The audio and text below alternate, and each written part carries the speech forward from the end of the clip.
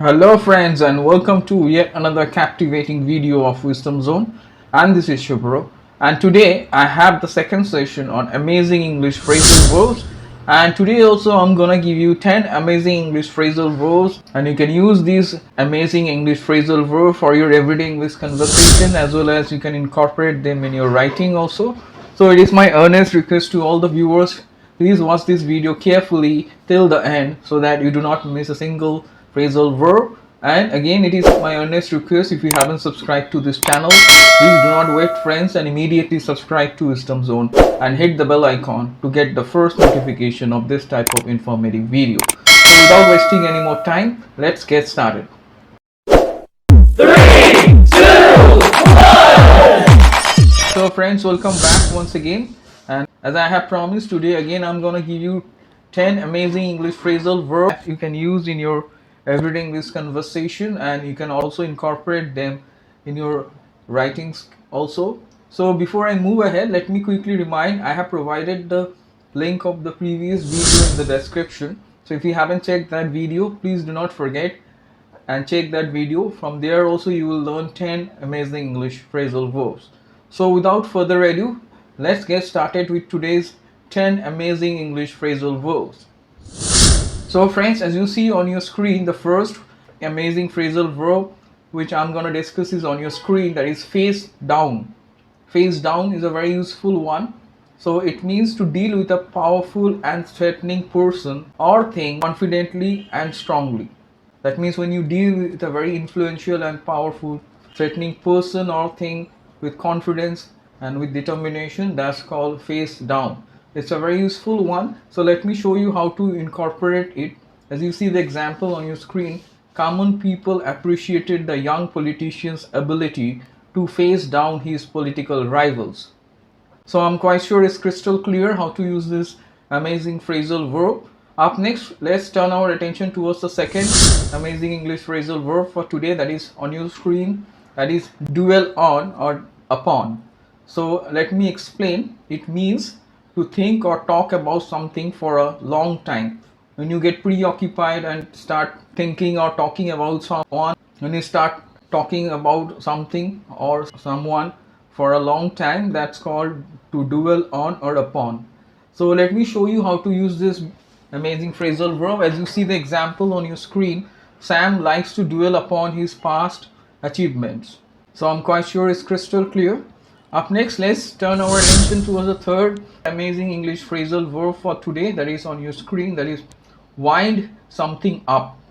So wind something up is also quite useful. It means to close a business or to end an activity. So normally we use this term, they have decided to wind up their operation or business, that we also say, but it also means to end an activity, okay, a session or any activities. Okay, let me show you how to use this amazing phrasal verb. As you see the example on your screen, the teacher decided to wind up the class 5 minutes before the scheduled time. That means the teacher decided to end the session just 5 minutes before the scheduled time. So I'm quite sure it's clear. Up next, let's turn our attention towards the fourth amazing phrasal verb for today, that is write something or someone off. It is quite useful, isn't that? So let me explain. It means to think that a particular person or thing will not be useful or important anymore. So that time we tend to say write something or someone off. So in accounts also it is used. In accounting term, it's not going to return, so that time also you use that, but here you use it in a different way. It means that when you think that someone is no longer going to be useful or important, that time we use write something or someone off. So let me show you how to use it. As you see the example on your screen, some employers tend to write off inexperienced candidates. So it's a common practice. It's very difficult for freshers to get a job because there is a cliche, there is a mindset of employers, they think that they are not good enough, so they always write them off. So I'm quite sure you have understood how to use this amazing phrasal verb. Up next, let's turn our attention towards the fifth one, which you see on your screen, that is let on. Let on is also quite useful. Let me tell you, it means to talk about something that is confidential. So that's called to let on. So let me show you how to use it. Sam never lets on personal information to unknown people. That means he doesn't reveal personal information to unknown people. So here, that's why this phrasal verb is used lets on. So I'm quite sure it's crystal clear. Up next, we will see the sixth amazing phrasal verb for today, that is yell out. Yell out is quite useful. It means to shout something. When you shout and say something or declare something, that time we use this phrasal verb yell out. So instead of yell, you can add out to sound more dynamic. So let me show you how to use it. He yelled out in pain as the nurse gave the vaccine. So it happens when you get a vaccine or during the inoculation you feel that pain, you may yell out, isn't that? So up next, let us focus on the seventh amazing phrasal verb for today, that is on your screen, that is look to. Look to is also quite imperative. It means to hope or expect help or advice. So when you hope or expect help or advice from someone, that's called to look to. So it's quite useful. Let me show you how to use it. Ben always looks to his father for guidance. That means he always hopes for advice or help, especially from his father. So I'm quite sure you have understood. So let's focus on the eighth amazing phrasal verb for today, that is on your screen, that is fall for someone.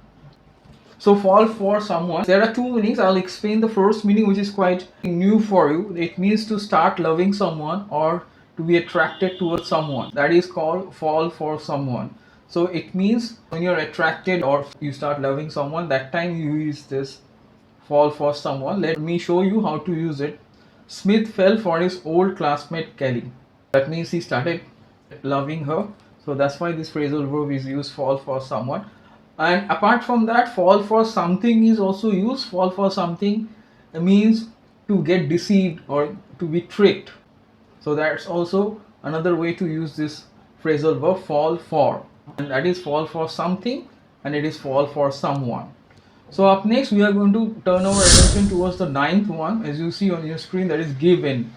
Give in is also quite useful, and I'm quite sure you must be wondering what does that mean. It means to accept your defeat or to stop competing or arguing and accept that you cannot win anymore. So that means more or less you surrender and you think that you cannot win or compete. That's called give in. So let me give you a very interesting example. As you see the example, champions never give in easily. That means they never quit, they never accept their defeat, they always try to win, they always try to compete no matter what happens, right?